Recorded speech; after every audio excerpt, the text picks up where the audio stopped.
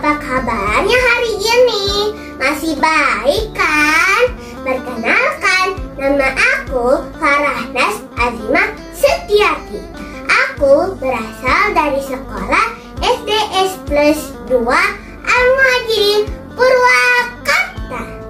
Bagaimana puasa hari ini teman-teman?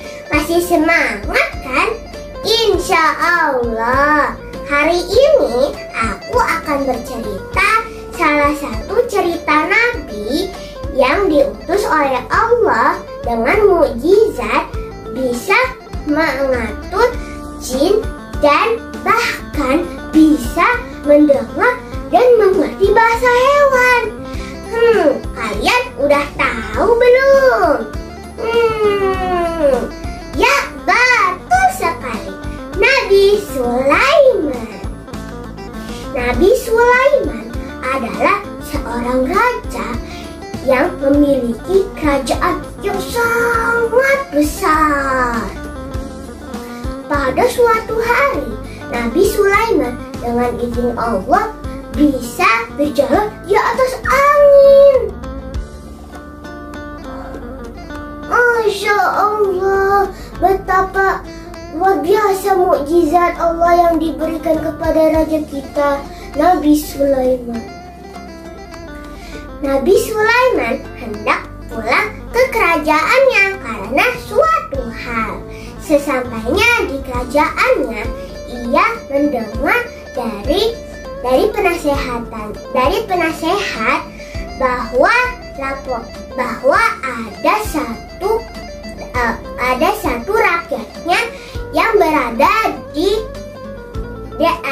kota Taif yang ingin bertemu dengannya, tetapi tidak bisa karena perjalanan yang cukup jauh. Dan akhirnya Nabi Sulaiman memutuskan untuk pergi ke kota Taif. Akhirnya berangkatlah Nabi Sulaiman dan pasukannya. Yang disebutkan di dalam Al-Quran dan disebutkan di dalam Al-Quran, pasukannya terdiri dari manusia, hewan, dan jin.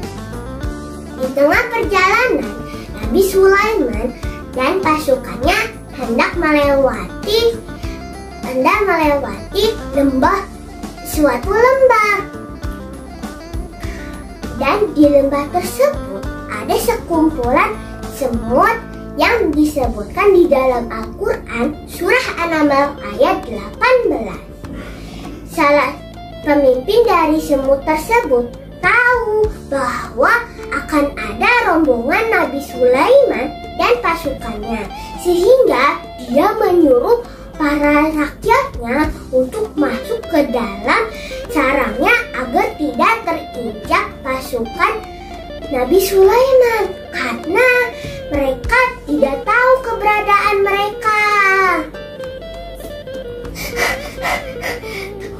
Rakyatku, cepat masuk ke dalam sarang karena akan ada rombongan Nabi Sulaiman.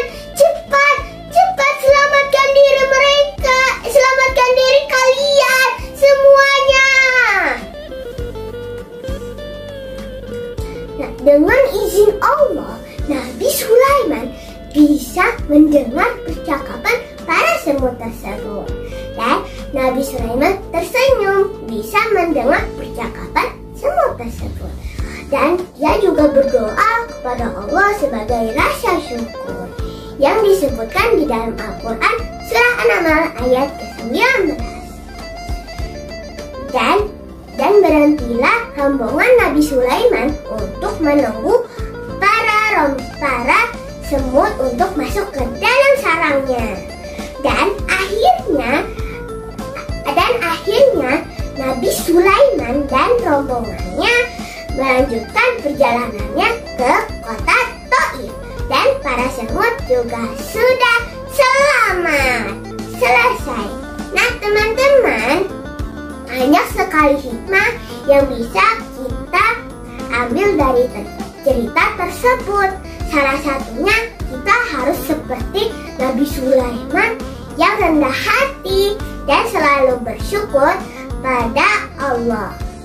Dan kita juga harus seperti para semut yang memastikan rakyatnya masuk ke dalam sarangnya masing-masing, tidak menyelamatkan diri sendiri.